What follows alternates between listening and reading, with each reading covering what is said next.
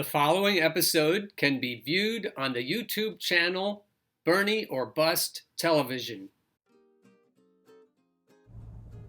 Good morning, USA, and welcome to another episode of the Bernie or Bust Show. New York Times article, Democratic leaders willing to risk party damage to stop Bernie Sanders. What does that mean? This article is by Lisa Lehrer and Reed J. Epstein. Interviews with dozens of Democratic Party officials, including 93 superdelegates, found overwhelming opposition to handing Mr. Sanders the nomination if he fell short of a majority of delegates. Handing it to him. Not like he earned it or anything. House Speaker Nancy Pelosi and Senator Chuck Schumer, the minority leader, hear constant warnings from allies about congressional losses in November if the party nominates Bernie Sanders for president. Democratic House members share their Sanders fears on text messaging chains. Bill Clinton, in calls with old friends, vents about the party getting wiped out in the general election. And officials in the national and state parties are increasingly anxious about splintered primaries on Super Tuesday and beyond, where the liberal Mr. Sanders edges out moderate candidates who collectively win more votes. That's that old argument that if you combine all the people against Bernie, they win more votes than he has. That'll really hurt him when he runs against all of them at once in the general election, I suppose. Dozens of interviews with Democratic establishment leaders this week shows that they are not just worried about Mr. Sanders' candidacy, but are also willing to risk intra-party damage. Let's call that what it is. They're willing to risk the explosion, the absolute demolition of their party. That is just incredible. They're willing to risk intra-party damage, meaning absolute destruction, to stop his nomination at the National Convention in July if they get the chance. So let me remind you, dear listeners and viewers, I have already made my reservations. We're staying in Glendale, Wisconsin, near the convention center, and we're going to be there. And we don't need a bullhorn!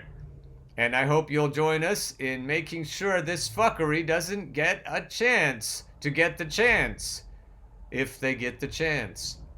Since Mr. Sanders' victory in Nevada's caucuses on Saturday, the Times has interviewed 93 party officials, so a fairly representative sample probably of the rest of them, all of them superdelegates, who could have a say on the nominee at the convention, and found overwhelming opposition to handing the Vermont senator the nomination if he arrived with the most delegates but fell short of a majority.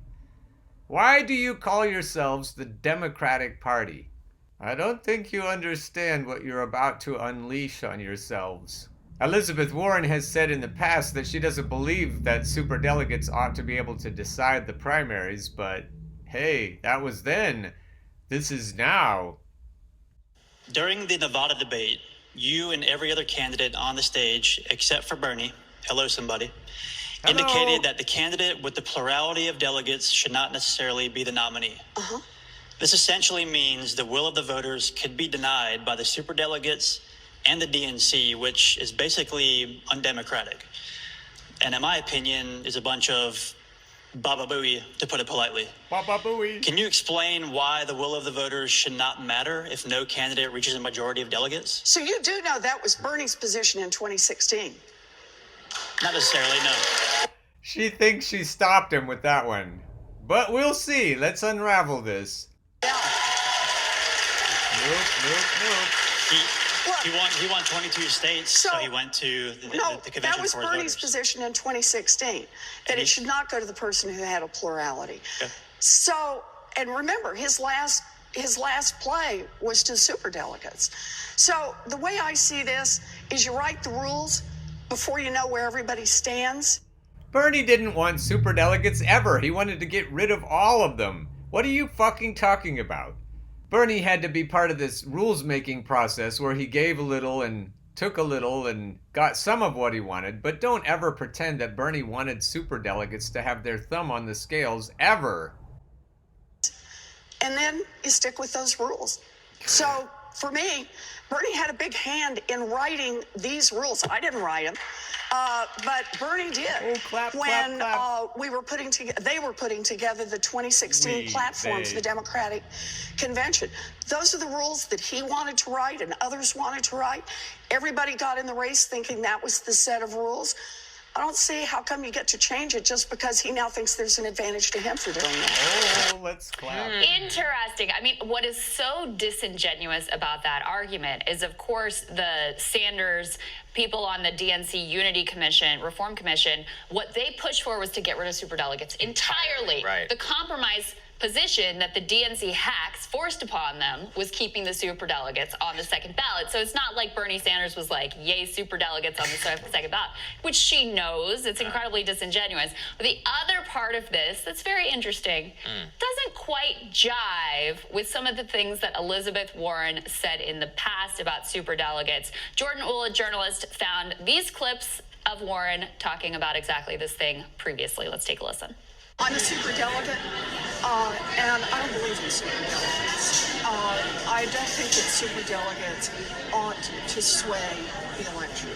We're learning today that a new book that is coming out by Donna Brazile, the former acting chair of the Democratic National Committee, that the campaign of Secretary Hillary Clinton was far more influential at the Democratic Party, the Democratic National Committee, than we previously knew. Do you think, though, that what we're learning from Donna Brazile's book suggests that the campaign, that what the Democratic National Committee did, meant this election was rigged? Yeah, I think it was. It's a pretty powerful charge. Well, what we have to focus on now as Democrats is we recognize the process was rigged, and now it is. Did you hear that? It was rigged. She said it. How's she gonna walk that back? I wonder. It's up to Democrats to build a new process, a process that really works and works for everyone. And that as we go forward, we have confidence in the integrity of this system, that Democrats, as they run a primary, are gonna let the people speak. Oh my. And that we're gonna have a candidate who's the candidate. Baba Booey, huh? Can you explain why the will of the voters shouldn't matter? Well, sounds like here you think they should. Is that the same red jacket? Oh, it's the same. No, it's got different lapels on it. I guess she likes red jackets. Candidate chosen by the people. That's our job. In most democracies around the world, the person who gets the most votes wins. How about we make America that kind of democracy? How about it, Sagar? Why don't we make America that kind of democracy? I mean, let's be clear about what they're proposing here. They're proposing that all these contests that we're covering, that y'all are voting in, volunteering in, organizing for, donating to, all those contests are going to be invalidated in a group of party elites to pick who they think the nominee should be. The most stark one was that first clip where she's like, I don't believe in superdelegates. I'm a superdelegate. And the second one, I think it was rigged. Think of it. Even, what was that, Judy Wood? She was like, wow, you said it was rigged. Yeah. That's a big statement. That's huge. And she's out there like, oh, it was rigged. And now she's out there being like, oh, it's a process. Well, yeah, who makes the process, people? Who indeed? All the people that want to keep their fucking jobs. They're the ones who make the process. From the Chattanooga Times Free Press, Sunstein, why Bernie Sanders supporters are so tenacious. Bernie Sanders has said that he will support the Democratic Party's presidential nominee no matter who. But some Democrats worry that a lot of his supporters will not work or even vote for any other candidate, whereas the backers of his Democratic rivals will enthusiastically work or vote for anyone the party nominates, including Sanders. Well, that remains to be seen. It is too soon to know whether this worry is justified, but we do know that in 2016, many of Sanders' supporters were extremely angry that Hillary Clinton won the Democratic nomination, and they refused to support her. According to one estimate, over 20% of Sanders voters declined to vote for Clinton, and they may well have thrown the election to Donald Trump. The estimate found that as many as 12% of Sanders supporters actually voted for Trump, and an additional 10% or so stayed home or supported a third-party candidate. At least some of them shared Trump's views on immigration. Others seemed to adopt a slogan, Bernie or bust. If past is prologue, then many Sanders supporters would feel and act the same way in 2020 if he does not get the nomination. What's the explanation? Much of the answer lies in one word: outrage. Trump supporters and Sanders supporters have that at least in common. Their outrage is fueled by the dynamics of group polarization, which means that when like-minded people speak mostly with one another, they usually end up more confident and more unified and more extreme. Now, this may seem extreme to you, Mr. Sunstein, but outrage is justified here. So all of you elitist pricks who think that we don't need to be outraged, or maybe we should calm the fuck down, maybe we should be less outraged, you're not going to speak reasonably to people who are outraged and get them to change their minds. Whatever you think of Sanders, there is no doubt that outrage is sparking his campaign. Many of his supporters are disgusted with the political order. They think it is fundamentally broken. They are anything but nostalgic for Barack Obama, whom they regard as a moderate, an unacceptable neoliberal, or a kind of trimmer. Wonder what that means. Trimmer. Maybe it means austerity. Maybe it means he trims the money away from the working class people and gives it to the wealthy oligarchs. If that's what he means by trimmer, I'm in agreement. They see other candidates for the Democratic nomination not merely as inferior to Sanders, but on another side of the fundamental political divide. While most of these voters would back any Democratic nominee over Trump in any case, a lot of them might not. Look at Emerson polling if you're wondering, Mr. Sunstein. People who feel high levels of outrage or are drawn to democratic socialism are especially likely to cast a protest vote or stay at home rather than engage in some calculation and conclude that by their own lights, any Democratic nominee is highly preferable to Trump. It hasn't turned out that way over the last 40 years, Mr. Sunstein. Democratic nominees and Republican nominees have equally fucked the American people. If this problem arises, No, this problem has arisen already.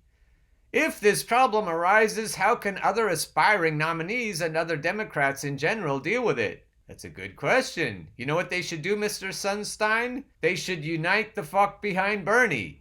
Unite behind Bernie. That's a good hashtag. Because of bad blood between Sanders and Hillary Clinton and between their respective supporters, it was especially challenging for her to take some of the necessary steps, in a nutshell, honoring and celebrating Sanders and his supporters, and suggesting that in terms of the most general goals and aspirations, the two campaigns were on the same side. It's hard to argue with outrage, in politics as in ordinary life. It's much more effective to welcome it, or at least to say as sincerely as you can that it is justified and that you feel it too. A lot of people, though, are way too comfortable, Mr. Sunstein, to really say that with sincerity. As of now, of course, Sanders has a solid chance of winning the Democratic nomination. That is, if they don't steal it away from him, Mr. Sunstein. If he does, the supporters of the other candidates will have no choice but to embrace that outrage, even if they fundamentally disagree with Sanders on some crucial questions. Which questions might those be? How do we keep our privilege? How do we keep our cushy pundit jobs? How do we keep our inside connections to the Beltway? Maybe we won't be able to. Uh-oh, we better stop Sanders no matter what. Here's what the Young Turks have to say about it. 10% of those that they talked to said that he should get it, even though literally every single time that the superdelegates have gotten involved, they have given their support to the person with the most delegates. So 10% of the 93 they surveyed said that the people should decide. But the others all said, no, we need to stop Sanders. And that's what they're reacting to. Doesn't matter. Plurality, majority, the person who had the most, they always supported. Now, suddenly, that is so extreme an idea to do that, to continue to do what you've always done, that they're going to finally flip on that, and only 10% think that that's how they should act. Yeah, and their whole argument is that it's about who would defeat Donald Trump. It is so obvious that that's not your primary concern, because Bernie Sanders polls better in all of the states that you need to defeat Donald Trump than the other candidates that you're trying to prop up. It's so obvious that they are honestly willing to maybe destroy their own party, press self-destruct on their robot bodies, and just completely end the party rather than have Bernie Sanders be the nominee, because he's that threatening to the very interest interests and institutions of the people that are in that party, right? So the consultant culture, the constant handouts, the contracts given to people, the fact that these people are employed. The reason they're so freaked out by this is because they've done a terrible job. They lost 1,000 seats under President Obama and have they lost to Trump, obviously. And so Bernie Sanders, they know when he comes, if he were to win and be the nominee, he'd clean house, and it would represent a fundamental shift in everything they've come to know, in their employment status, in all of their friends. And so that's why it scares them so much. So let's not pretend this is about defeating Donald Trump. You are pretty much people who are overseeing this democratic process, who are trying to manipulate it so it helps you out and your employment out, as opposed to the country. It's sick. It's sick. You got that right. Right. And they said, even in the story, they are willing to risk intra-party divisions and even the possible, ousting of the Sanders wing of the party just in order to try and save the nominee. So they are very clear-eyed about what they're trying to do. I almost respect it, right? It's like in a mafia way. That is the part that is so astonishing, is they know that it'll be a disaster. But they don't care. Yeah. They know it'll do grave damage to the party, but they don't care, which tells you it's not really about defeating Donald Trump. It's about they would rather lose. That's what this article essentially reveals. Truly, they would rather lose to Donald Trump and keep their grip on the party, all of their access, all of their power structures, all of their deal flows, all of those things, than let Bernie Sanders win. Yeah. That's the reality here. And it's stunning. It's stunning. So what's our response? Outrage, of course. What else could we feel but outrage? The Democratic Party hasn't been democratic for a long, long time, and outrage is the proper response. We really do need to drain the swamp. The swamp is equally Democratic and Republican. We need to drain the whole thing. I am predicting some chicanery is going to happen in the South Carolina primaries, and if it's truly outrageous, if people get truly pissed off like they were in Philadelphia, not only will we take to the streets, but Bernie or Bust is going to start trending again. The hashtag almost trended a few days ago on Twitter, and if it starts trending and if people start taking the Bernie or Bust pledge in numbers, then I think things will turn around quickly. I'm almost hoping for something truly awful to happen sooner rather than later so that more people sign the pledge now before Super Tuesday. If you're one of those people with foresight and you can see the fuckery coming, if you can see the ballot rigging coming, if you can see the voter roll purges coming, if you already know it's in the tank, join me now rather than waiting. Bernie or Bust 2020.us. That's where you can go to sign the Bernie or Bust pledge. That's where you can make your voice heard. We need millions of people to sign this and to make sure the Democratic insiders understand that they're not going to rig it again. They're just not. Bernie or Bust 2020.us is the way to make sure it doesn't get rigged again. Tell your friends, share on social media, share on Twitter especially. Tweet this to all of the people that seem to be trying to rig it. Let them all know in no uncertain terms. Bernie or Bust 2020.us is our answer to their fuckery. Get on board the Bernie or Bust train. Come get on board the Bernie or Bust train. Once you hear that clickety-clack, there ain't no time for turning back. Go get on board the Bernie or Bust train.